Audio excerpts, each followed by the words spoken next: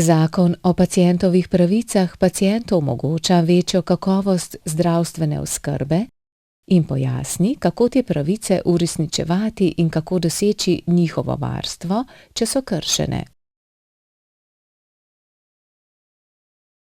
Mednje sodi pravica do zdravstvene oskrbe in zagotavljanja preventivnih storitev, pravica do enakopravne obravnave pri zdravstveni oskrbi, pravica do proste izbire zdravnika in izvajalca zdravstvenih storitev ter pravica do primerne, kakovostne in varne zdravstvene oskrbe.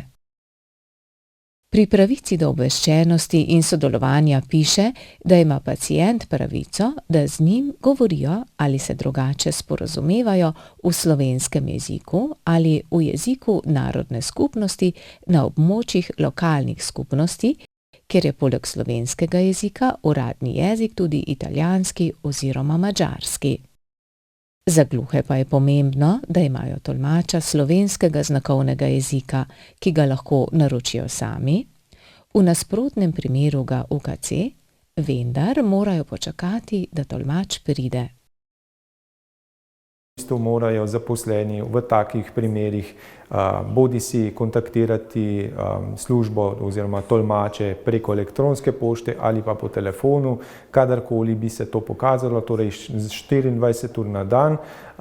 Je pa to zelo priporočljivo tudi za gluhe paciente, da se tega poslužujejo zlasti ob posegih, kjer je potrebna tako imenovana privolitev v pisni obliki, saj je v bistvu sodelovanje tolmača tu zaradi, zakonskih potreb skoraj da nujno. Kadar govorimo o pravici do dostopa do zdravstvenih storitev, se vedno poudari tudi pravica do nujne medicinske pomoči, ki je ni dovoljeno pogojevati s kakršnimkoli drugim, pogojem, zadržkom, bodisi prisotnostjo tolmača ali pa urejenostjo zavarovanja. Je pa seveda zelo priporočljivo, če je to le možno, da se tudi takrat vključi čim prej tolmač, zato da pomaga gluhim pacientom, da razumejo, kaj se dogaja, da so obveščeni in seveda, da lahko, če je to potrebno oziroma če to dopušča čas, podajo tudi določene privolitve oziroma zavrnitve v kakšno oskrbo. V primeru nezadovoljstva storitvijo v bolnišnici lahko vpišete na pohvale.pritožbe@kclj.si ali po navadni pošti na Urad za pritožbe Kliničnega centra Ljubljana, Vrazov trg 1, 1000 Ljubljana. V bistvu bi želel apelirati na vse paciente, ki imajo težave z